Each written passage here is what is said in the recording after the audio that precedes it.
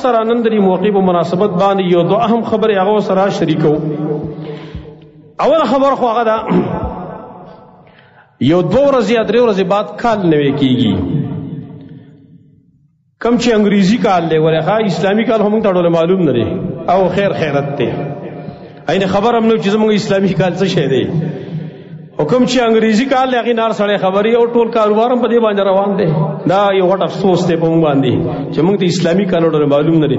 میشم راته اسلامي نه معلومه. حال دار چې زمونږ په اسلامي میشتو په احکام متعلق دي چې دا کوم دی، دا جمادی الاول له جمادی الثانی دی، دا موږ ته پته نه. موږ څه پیژنو؟ موږ صرف دا پیژنو چې دا رمضان دی او دا د غټ اختر میاشت ده، صرف دغه پیژنو، نور د ټول څه خبر نه سړي ګوده. نو دا اوس کال نوی کېږي یو 2-3 ورځې بعد. نو په دې ملک کې بعضې قمقل خلک شته، جاهلان خلک شته، ناپوهه خلک شته، نه ورته الله یاد دی، نه ورته رسول یاد دی، نه ورته آخرت یاد دی، نه د دې نه خبر دی چې زما عمر ختم شو. نو دا به اوس د دې کال استقبال کوي په ګډېدو باندې، جشن مناوي ولې نوی کال شروع شو.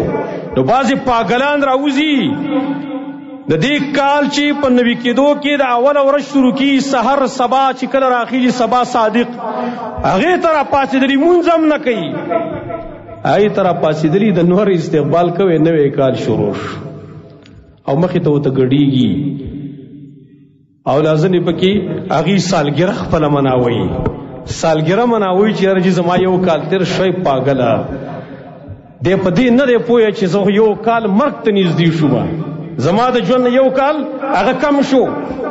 دله پکارو چې د جړا کړی وي په خپل ځان باندې، محاسبه کړی وي د خپل ځان. یو کال تیر شو، په یو کال کې ما د رب د څومره بغاوت کړی، ما د رب څومره اطاعت کړی، څومره مې عبادات کړی دي، څومره مې ګناهونه کړی دي. راځي خپله محاسبه کو. دا محاسبه څوک نه کوي، صرف بغاوت، صرف بغاوت دی، نور څه نشته دی. اشاعر وی یسر المرء ما ذهب الليالي وان ذهابهن له ذهاب. انسان پدی خوشاله دی چې ورځ او شپې تیرې شوې، خدای پدی پوه نه دی چې دا ورځ شپې ختمېدل او ورځ شپې تیرېدل دا خو زما ختمېدل دي.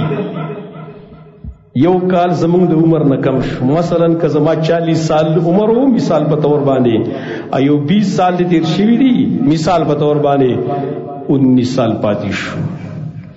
که زما 40 سال عمری او په تقدیر کې مې الله 50 سال لیکلی کنه، نو 9 کال راته پاتې شو. که زما 50 سال عمر دی او زما په تقدیر کې 60 سال دی، 9 کال راته پاتې شو. که 55 کال 4 کال راته پاتې شو. که 54 دی 3 کال راته پاتې شو. په دې پوهېږو موږ نه. دا جهالت په کله ختمېږي زموږ نه، دا غفلت په کله ختمېږي زموږ نه. منگ بر خپل ژوند مقصد ته پیژنو، صرف لذتونه، صرف خواہشات دا به پورا کو، ژوند به تیریږي. دا انسانیت کی موږ کې کله پیدا کیږي چې موږ به سیبه رالګو د کال په ابتدا کې به سیبه ګډاګانې کوو، موږ آتش بازیانې به موږ کوو.